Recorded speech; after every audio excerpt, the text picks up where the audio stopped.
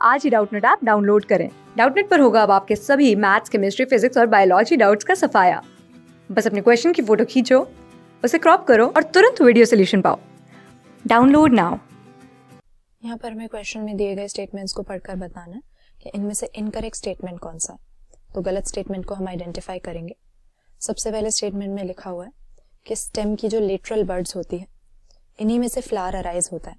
तो किसी भी प्लांट की अगर मॉर्फोलॉजी हम देखते हैं तो सबसे पहले ब्रॉडली दो हिस्सों में इसको डिवाइड किया जाता है।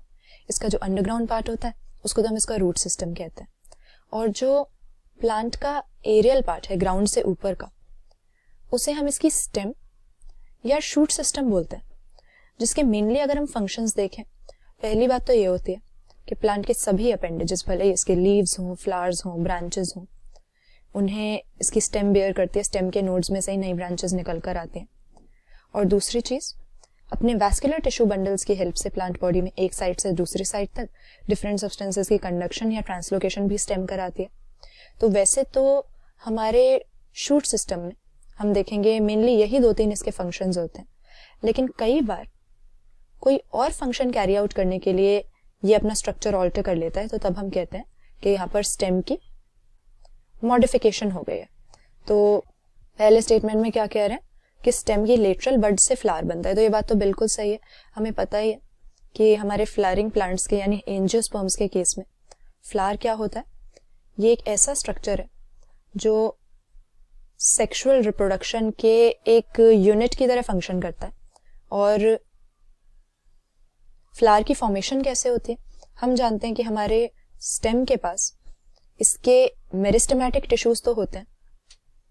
ये वो रीजन होते हैं स्टेम के जहां पर एक्टिव सेल डिवीजन के थ्रू लगातार नए सेल्स यहाँ पर ऐड होते रहते हैं, और प्लांट की ग्रोथ के लिए ये टिश्यूज बहुत जरूरी है। तो जो स्टेम की इलोंगेशन करवा रहे हैं हमारे शूट सिस्टम के साथ एसोसिएटेड जो मेरिस्टेमेटिक टिश्यूज हैं, इसी शूट सिस्टम की मेरिस्टेम में से कुछ मेरिस्टेम फ्लोरल मेरिस्टेम में जो है कन्वर्ट हो जाती है, और हम देखते हैं कि ये स्टेम की एक तरीके से मॉडिफिकेशन ही हो जाती है, जहां पर इसका एक्सेस कॉम्पैक्ट हो जाता है और नई ब्रांच बनाने के बजाय ये एक फ्लोरल एक्सेस बनाता है जिस पे फ्लावर्स बेयर होते हैं सेक्सुअल रिप्रोडक्शन के लिए।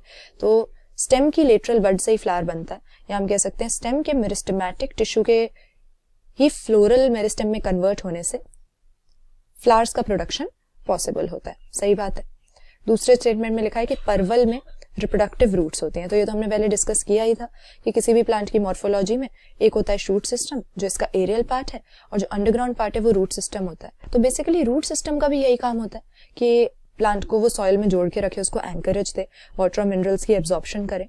लेकिन कई बार हम देखते हैं कुछ प्लांट्स में रूट्स भी अपने मेन फंक्शंस को छोड़ के कोई और फंक्शन कैरी आउट करने के लिए मॉडिफिकेशन शो करते हैं, और परवल एक ऐसा एग्जाम्पल है जहां पर रूट एसेक्सुअली नए प्लांट्स प्रोड्यूस करने में इन्वॉल्व होती है।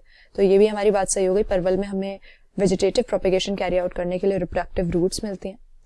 फिर लिखा है कि एपिफाइटिक रूट का जो स्पंजी टिश्यू है इसको वेलामेन कहते हैं। अब यहाँ पर अगेन रूट सिस्टम की एक तरह से एक मॉडिफिकेशन होती है। हमने देखा था कि मेनली रूट का काम होता है प्लांट को सॉइल में एंकर करके रखने का, सॉइल में जोड़ के रखने का। लेकिन एपिफाइट्स के केस में रूट बिल्कुल ही अलग टाइप की हो जाती है, क्योंकि एपिफाइट से हमारा मतलब है कि ये प्लांट जो है सॉइल में नहीं रुक रहा है, ये ग्राउंडेड नहीं है, बल्कि दूसरे प्लांट्स के ऊपर लटक के ये ग्रोथ कर रहा है। तो जब ये लटका हुआ है, सॉइल में जुड़ा ही नहीं हुआ है, तो इसके रूट सिस्टम में भी हमें मॉडिफिकेशन मिलेगी, क्योंकि वैसे तो रूट का काम एंकरेज देना है, बट यहाँ पे एंकरेज का सवाल ही नहीं उठ रहा है। तो हम देखते हैं कि इन रूट्स का जो एपिडर्मल टिश्यू होता है वो वेलामेन नाम का ये एक तरह की हाइग्रोस्कोपिक लेयर बना देता है, एक स्पंजी लेयर बना देता है रूट के ऊपर, जो कि अपनी सराउंडिंग्स में से वाटर की एब्जॉर्प्शन करने में इसकी हेल्प करते हैं। हम कह सकते हैं कि ये हाइग्रोस्कोपिक टाइप की रूट्स हो जाती हैं मॉडिफाई होके। तो ये बात भी सही है। एपिफाइट्स यानी जो दूसरे प्लांट्स के ऊपर लटक के ग्रो कर रहे हैं, ऐसे प्लांट्स में इस तरह की रूट हमें देखने को मिलेगी, स्पंजी टाइप की, वेलामेन इसको हम नाम देंगे, एपिडर्मल टिश्यू के मॉडिफिकेशन से बनी है।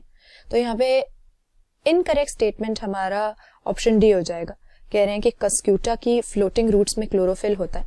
अब कस्क्यूरा वैसे है तो एक प्लांट, लेकिन ये एक पैरासिटिक प्लांट है, तो एपिफाइट की तरह ही रे अपने जो होस्ट प्लांट पे है ये उसके ऊपर लटका रहता है, सॉइल में ग्राउंडेड रहता नहीं है। और इसकी जो फ्लोटिंग रूट्स है, मेनली इनका यही काम होता है कि ये अपने होस्ट के वैस्कुलर टिश्यू के साथ कनेक्शन बना लेती हैं, उसके फोटोसिंथेट्स, वाटर, मिनरल, सारी चीजें ये चुराता रहता है डायरेक्टली उसके वैस्कुलर टिश्यूज में से, और इसीलिए क्लोरोफिल का या फोटोसिंथेसिस कैरी आउट करने की इसको कोई नीड ही नहीं रहती।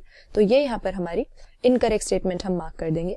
कस्क्यूटा क्योंकि पैरासिटिक है इसीलिए ना तो उसकी लीव्स में ना स्टेम में कहीं क्लोरोफिल नहीं होता, ग्रीन नहीं होता, येलो टाइप का ये अपीयर होता है, अपने होस्ट के ऊपर ग्रो करता है। और इसकी फ्लोटिंग रूट्स का मेनली यही काम है कि होस्ट से जो है फूड एंड वाटर चुराया जाए, क्लोरोफिल कंटेन करना या फोटोसिंथेसिस कैरी आउट करना इन फ्लोटिंग रूट्स का काम नहीं है। क्लास 6 से 12 से लेके नीट, IIT, जेईई मेंस और एडवांस के लेवल तक 10 मिलियन से ज्यादा स्टूडेंट्स का भरोसा।